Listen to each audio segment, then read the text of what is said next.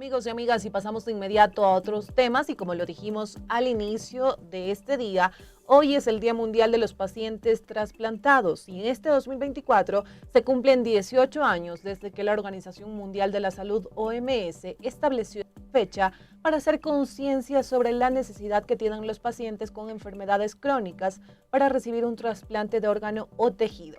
Sobre este tema en Ecuador tenemos la Ley Orgánica de Donación y Trasplantes de Órganos, Tejidos y Células, que determina que todo ciudadano mayor de 18 años puede ser donante. Esto a menos que expresemos lo contrario al momento de obtener la cédula en el registro civil. Según datos del Ministerio de Salud Pública, en enero de 2024, Ecuador registró 62 personas que accedieron a un proceso de trasplante, es decir, 22 más que en el mismo periodo del año pasado, donde se contabilizaron 40, lo que reflejaría que hubo un incremento más en la accesibilidad. Y en lo que fue de febrero, también señalaron que se realizaron 56 trasplantes exitosos en todo el país.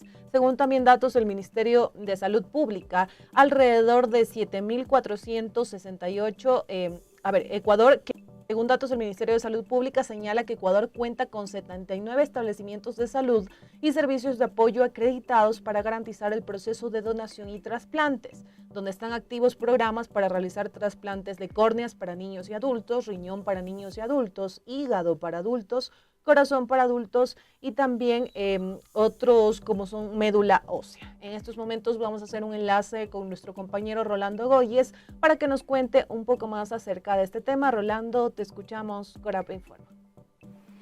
Y el país integra, compañeros, nos trasladamos hasta el norte de la capital. ¿Cuál es el motivo? Conversar de lo que este 6 de junio es el Día Mundial del Paciente Trasplantado. ¿Cuál es la realidad que están viviendo los pacientes en nuestro país? ¿Qué está pasando? ¿Qué han hecho las autoridades? ¿Cuál es también la situación que enfrentan con el pasar del tiempo si no son atendidos? Para eso vamos a dialogar con William Aulestia, quien es presidente y representante también de los pacientes trasplantados aquí en el país. William, gracias por atender. Muy buenos días, mi querido Rolando. Bienvenidos. Lo señalábamos hoy, primero es el Día Mundial del Paciente Trasplantado. Es una fecha también para tomar conciencia. Claro que sí, hoy celebramos justamente el Día Mundial del Paciente Trasplantado y de hecho llamamos a la concientización de todas las personas que pueden ser posibles donantes para que donen los órganos. Cuando uno muere, los órganos no van al cielo. Lo importante sería que a través de la donación de órganos la gente pueda tener una segunda oportunidad de vida. ¿Eso falta conciencia, tomar conciencia en el país que podríamos salvar la vida con los órganos, como lo dices tú, que también al momento que nos consultan en la cédula, queremos ser donantes, algunos lamentablemente dicen no?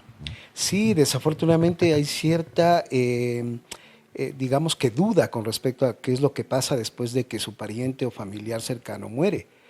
Obviamente una actividad altruista sería de que la vida del pariente pueda de alguna manera ser prolongada a través de cada uno de los pacientes que somos receptores de cada órgano. Recuerda tú que con cada órgano se puede salvar 7 vidas y también pueden ser activadas más de 50 personas, en este caso con diferentes órganos, tejidos, parte del intestino, etcétera, etcétera, ¿no? Ahora, también por eso es la demora en los procesos, por ejemplo, para esperar un trasplante. Bueno, afortunadamente en mi caso yo esperé muy poco tiempo, ¿no? Conozco casos de pacientes que están en la lista única, en lista de espera, y que realmente esperan años e inclusive he visto desafortunadamente la muerte de muchos de ellos, esperando por un trasplante que nunca llegó. En ese sentido, hacemos un llamado también al INDOT como ente regulador en este tema para que todos los procesos de donación se puedan tramitar con mayor celeridad. Hay personas que dependemos de un trasplante para seguir viviendo y mucha gente lamentablemente no tiene la misma oportunidad que yo y muchos de compañeros guerreros hemos tenido. Así que lo más importante es que ahora podamos tomar conciencia de que las personas pueden hoy día sí decidir ser donantes activos. Recuerden ustedes que sin donantes no hay trasplantes. Ahora, ¿cuál es la realidad también de un paciente trasplantado? ¿Su vida cambia? ¿Cuáles son los cuidados que ustedes también necesitan? Bueno, tomemos en cuenta que un trasplante es una cirugía de altísimo riesgo. En ese sentido, pende de un solo hilo la vida del paciente. No todos logramos salvarnos nuestra vida algunos mueren en el intento ciertamente, pero luego de que uno como paciente ha vivido la preetapa de la enfermedad es un tema muy complicado. Las ictericias, en este caso la pérdida de memoria, los presentes consecuentes recaídas que tienen en la salud, hay problemas de inflamación del estómago por la citis, la coloración amarillenta, etcétera, etcétera, ¿no? Y luego, pues ya del proceso trasplantológico como tal, pues obviamente estamos sujetos a un milagro, tanto de parte de Dios como del equipo médico que está a cargo del paciente. Y post-trasplante, pues obviamente los cuidados sin duda en el tema de comida, alimentación, la medicación, son varios factores que debemos cuidar para seguir manteniendo una mejor calidad de vida. Tú lo mencionabas también, la medicación es importante, pero esto aquí en el país lamentablemente todavía sigue siendo una utopía, que contar con los medicamentos. ¿Qué está pasando? Y recordando que ustedes en varias ocasiones también han sido parte de plantoneras. Claro que sí. La única forma de poder hacernos visibles ante las autoridades sanitarias ha sido efectivamente los plantones, ruedas de prensa, tomas pacíficas de consulta externa del HCAM en este caso, y definitivamente no sabemos qué pasa. Desde la primera autoridad del país, el señor presidente Daniel Noboa, el señor ministro de Salud Franklin Encalada y todas las autoridades de turno en el área de salud están sordas, ciegas y mudas. No tenemos un feedback de parte de ellos. Nosotros, a través de la Alianza Nacional por la Salud, que aglutina más de 33 organizaciones de diferentes patologías, enfermedades raras, huérfanas, crónicas, oncológicas y de hecho pacientes trasplantados, seguimos insistiendo en la necesidad de hacer mesas de trabajo para conjuntamente ver cuáles son las mejores estrategias de poder mejorar este ineficiente, caduco, abusivo y perverso sistema de salud. Nosotros dependemos de por vida de los medicamentos, Rolando, y en este caso no tenemos el tacrolimus, que es un principal inmunosupresor para seguir manteniendo una calidad de vida. Estamos hablando de cuánto más o menos en dinero que representaría que una persona, por ejemplo, si no tiene este medicamento, tenga que tener mensualmente. Bueno, en el caso particular, que es el caso que mejor conozco obviamente, yo cuando me trasplanté tomaba 22 medicamentos. Empezaba a 6 de la mañana y terminaba a 10 de la noche. Obviamente, conforme va pasando el tiempo, hoy tengo 7 años, 3 meses de haberme trasplantado, obviamente la ingesta de medicamentos ha bajado. En promedio tomo 6, 7 medicamentos al día.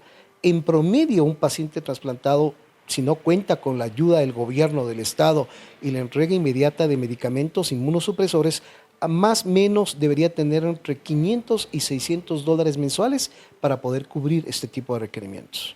Y al no tener, ¿cómo logran también, en este caso, digamos, sobrevivir? Porque si no tienes el medicamento, ¿cómo logras seguir adelante?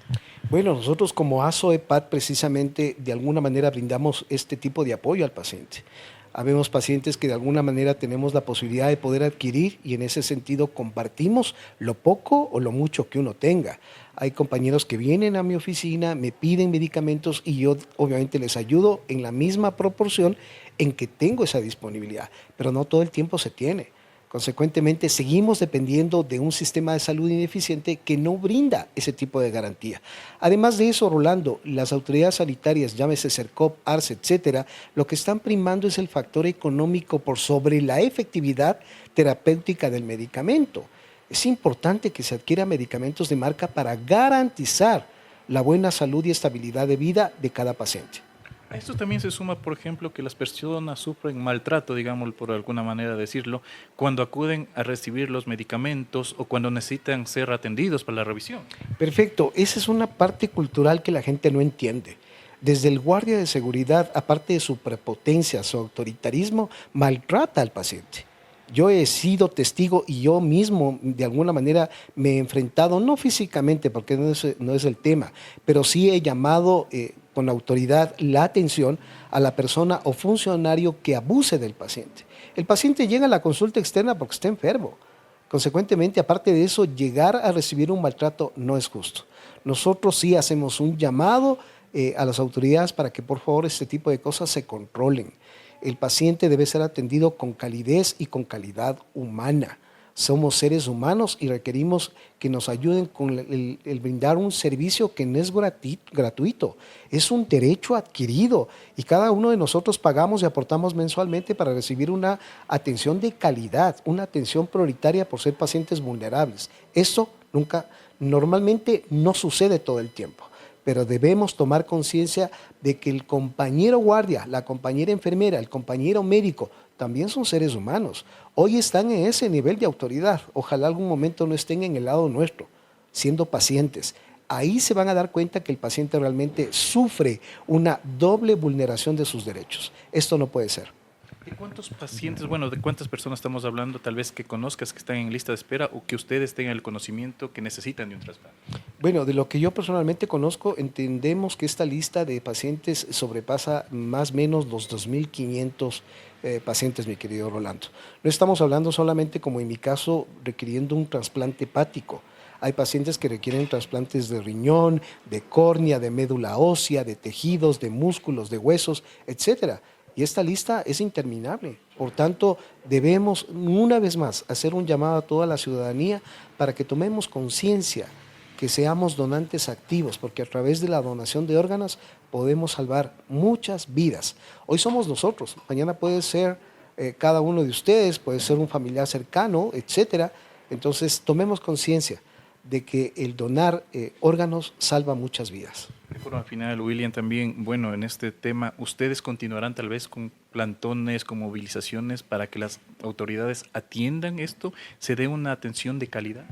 Efectivamente, conjuntamente con la Alianza Nacional por la Salud, estamos proveyendo, de alguna manera, preveyendo más bien a corto plazo, hacer una rueda de prensa.